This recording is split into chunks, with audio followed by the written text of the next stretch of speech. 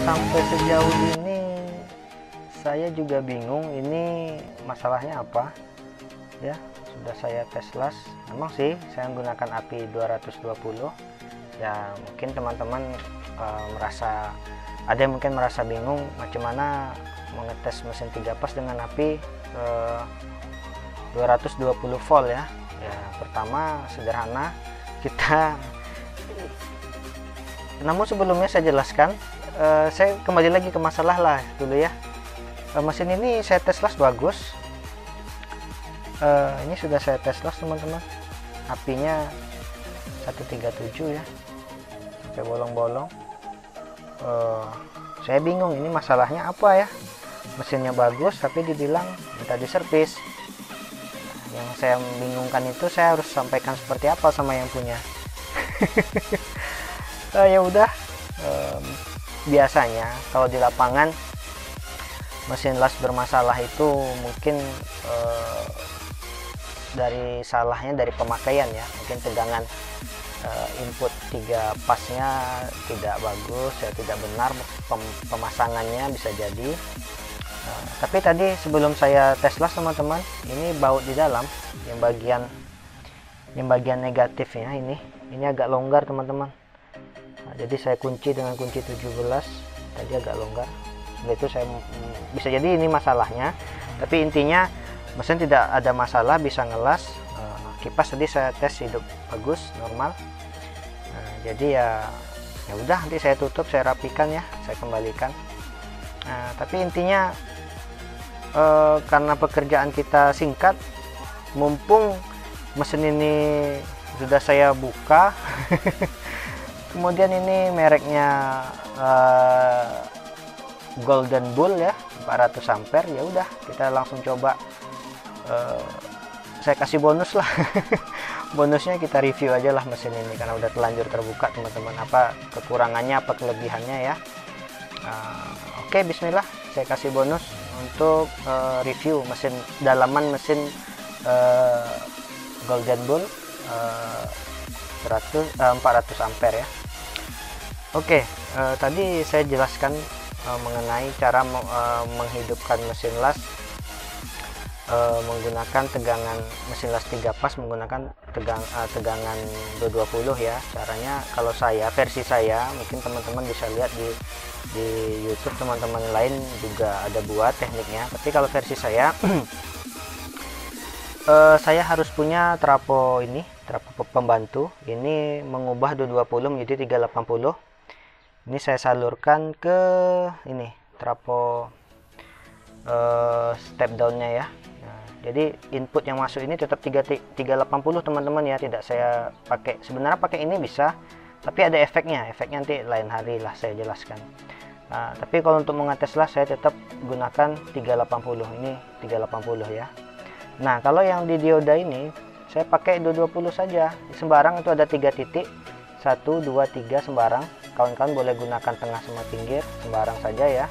Nah ini kasih saja tegangan 220. Ini saya kasih tegangan 220.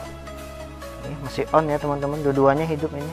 Nah ya sudah, satu saya hidupkan trapo dari 220 ke 380, satu lagi saya hubungkan langsung ke dioda rectifiernya. Tegangan yang dihasilkan dari kapasitor di sini tidak 500 volt DC, tapi ya 300 seperti trapo las 1 pas biasanya ya.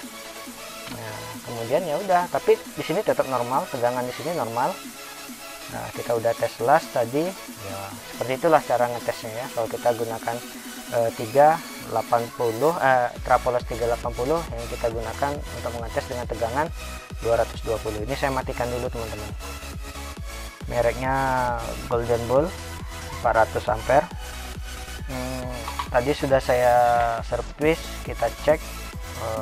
Udah, karena waktunya pengerjaan tidak lama, sekalian aja langsung kita review isi dalamnya ya. Oke, kita mulai saja. Ini mesin lasnya. Kalau kita lihat di belakang, switch on off nya ini menggunakan MCB 3 pas dengan ampere 63 ampere ya. Oke. Ini data setnya, ini data tabelnya 100% di 310 ampere. 60% di 400 ampere. Oke, nanti kita lihat apakah komponen di dalam mesin ini dirasa kuat untuk itu. Kipasnya ini menggunakan kipas 3 pas. Kalau diukur ini panjangnya 15 cm teman-teman, ukuran 15 cm ya. Kecil sih untuk mesin las 400 ampere ini kipasnya tergolong kecil, tapi kita coba lihat di bagian IGBT nya. Kalau saya lihat pendingin aluminiumnya memang kecil, bukan, maksudnya kecil itu cukup ya, tapi kalau lebih bisa lebih baiknya dibuat lebih besar pendinginnya. Oke, IGBT nya saya penasaran, kita coba lihat. Tadi saya sudah lepas, ini kodenya 40 N120. mungkin teman-teman nggak bisa lihat ya, saya bacakan saja. 40 N120 untuk aki 400 ampere dengan driver 4 channel atau full bridge nya, ini saya rasa sudah cukup ya, tapi alangkah baiknya ini dikasih yang 60 ampere atau 80 ampere, itu lebih bagus ya. Ini menurut saya ini udah cukup teman-teman. Oke, kita biarkan, saya kencangkan. Kita balik lagi ke atas.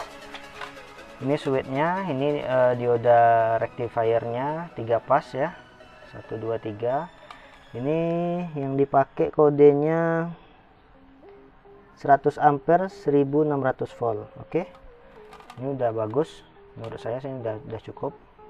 Kalau kapasitornya ini 800 volt 50 mikrofarad, sudah cukup juga ya teman-teman. Dia menggunakan kapasitor ini untuk menstabilkan arus DC di sini.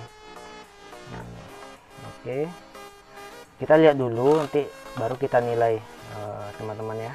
Ini trafo step down nya, input 380, outputnya 21 CT, yang ini 21 CT, yang ini 9 volt.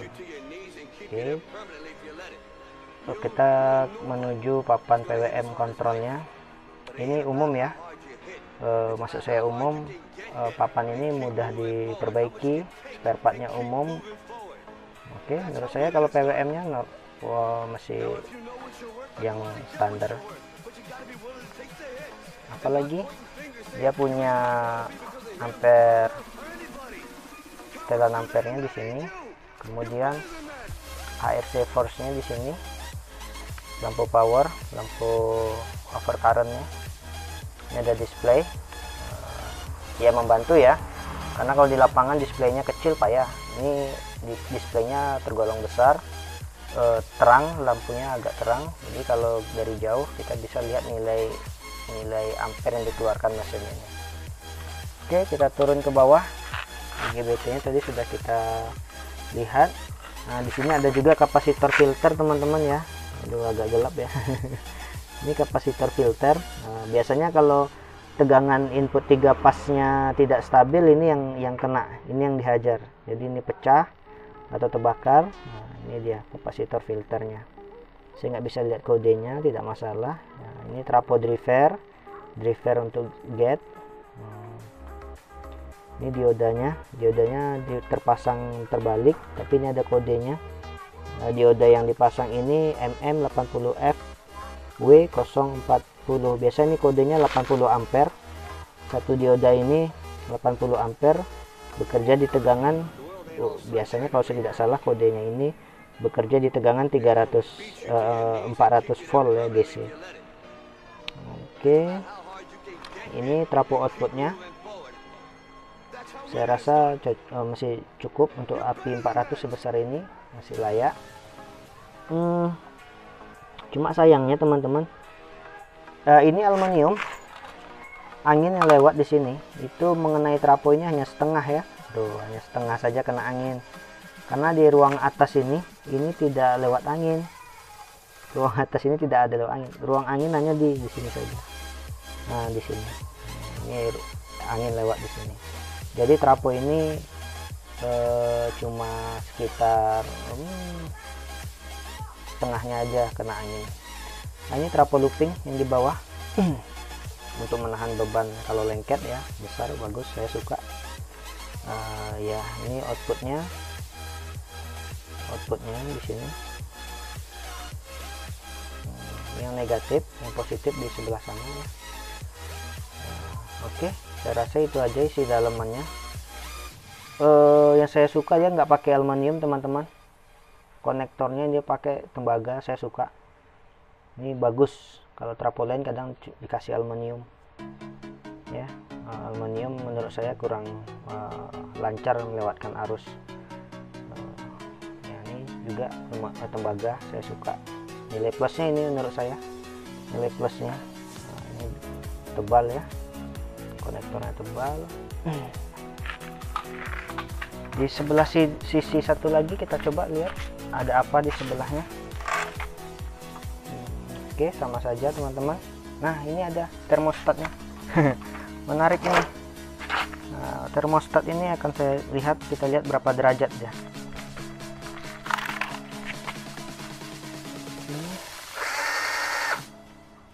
Nah, itu angkanya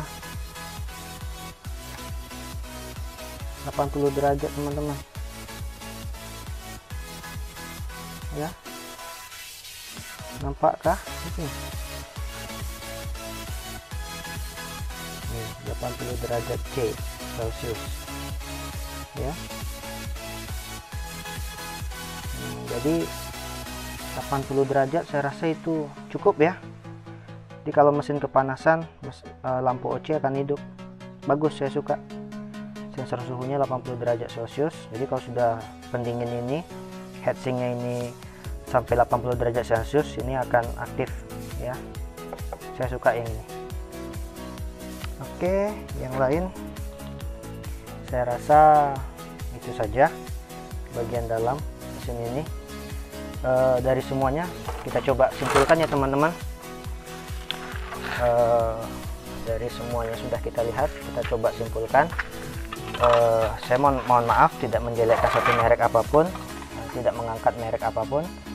Dalam review ini yang bagus saya bilang bagus, yang lemah saya bilang lemah. Oke.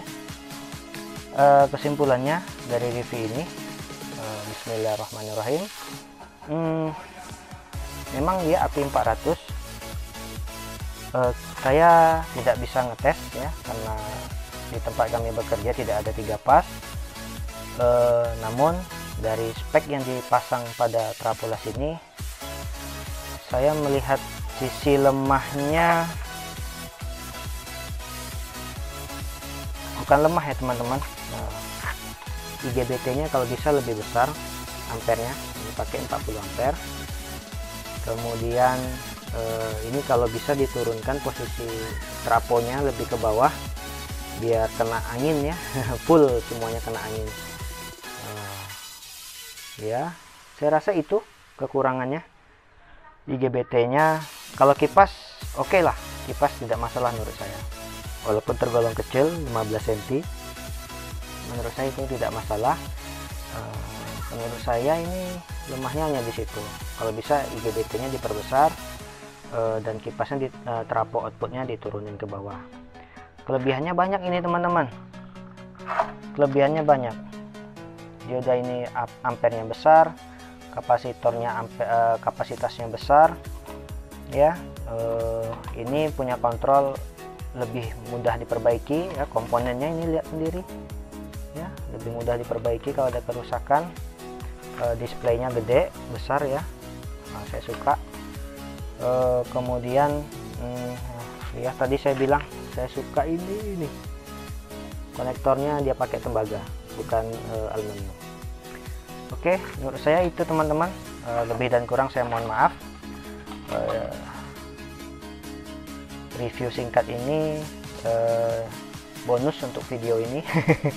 Ini pasien saya yang saya review ya. Biasanya saya tidak mereview pasien.